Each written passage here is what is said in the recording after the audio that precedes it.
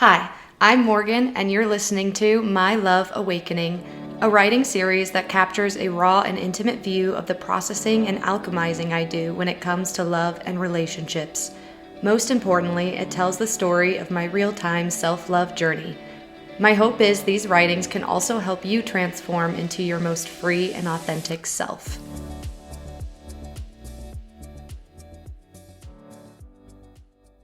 Leaps are scary. When I leaped and left my 7-year relationship, I was terrified. It did not bring the sigh of relief that I hoped it would. Instead, it offered an unfamiliar hell.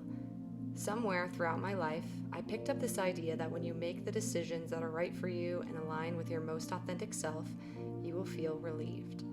I didn't feel relieved. I believe this is true for people who have already been living a fully embodied, authentic life.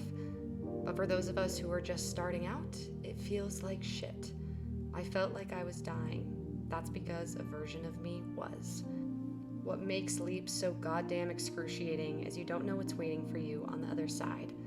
Will a magical cloud of the life I desire catch me in my free fall, or will I smack the brutal pavement with only myself to blame for my demise? It takes a hell of a lot of trust. If I stayed in my relationship, I was certain of what I would get. This certainty sometimes acted as a crutch that kept me from choosing the life I wanted. But something within me knew I needed to leave, which is what dragged me out the door that day.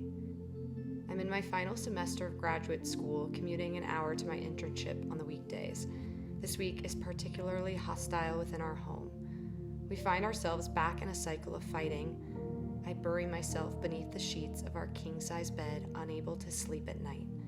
I lay beside him, yet feel so alone. Worse than alone. The unsettling urge within me was growing stronger and stronger. It can be compared to the stomach flu. My stomach feels a bit uneasy at first. It's tolerable, manageable. The churning gets turned up, and the nauseating snake of sickness within my gut starts to twist and turn, slithering its way up my esophagus until I feel a lump in the back of my throat. That undeniable sign that I can't hold back any longer. I'm going to throw up.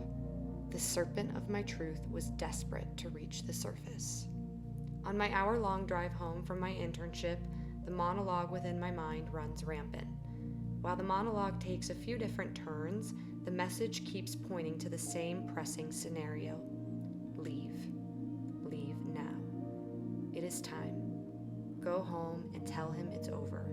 Go home and tell him you're leaving. The closer I get to home, the faster my heart races. I am a block away from our house, and I pull my car off to the side of the road, delaying the inevitable for a bit longer. I call my sister. I tell her I think I'm about to leave him. I think. I was still teetering. My sister was looped into my long-standing contemplation of whether I should stay in this relationship or leave. Before hanging up the phone, I left her with the caveat, "Don't judge me if I end up not doing this." She responded, "I support you, and I'm fully strapped into this roller coaster no matter what direction it goes." I take a few deep breaths, pull up to our house, walk inside the door, and speak the words that I am both desperate and terrified to speak. The words escape my trembling lips thanks to the few seconds of bravery I muster up. Honestly, I don't remember the exact words I spoke. It felt like I blacked out as I stumbled my way through that painful exchange. I imagined myself leaving the relationship many times. There is a song that inspired me during these moments of contemplation, "I Want to Break Free" by Queen. That song made me feel like I had the gall to reclaim my life. So when I left him and I pulled away from our house, I put that song on in my car. I put it on to celebrate. As the bass beat in my car, I waited for that rush of victory and relief to surge my body.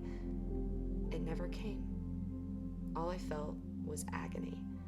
This agony had me considering turning my car around. I stop the song and I sob. I arrive at my parents' house with a duffel bag of belongings.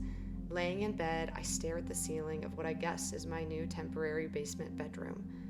Fear and doubt flood my body. Did I just break free, or did I ruin my life?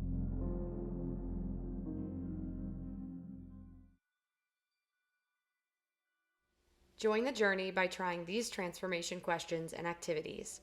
If you're preparing for a leap of any kind, whether it be leaving a relationship, leaving a job, moving to a new city, during a moment where you feel grounded in your truth, make a list of the reasons you're making this choice.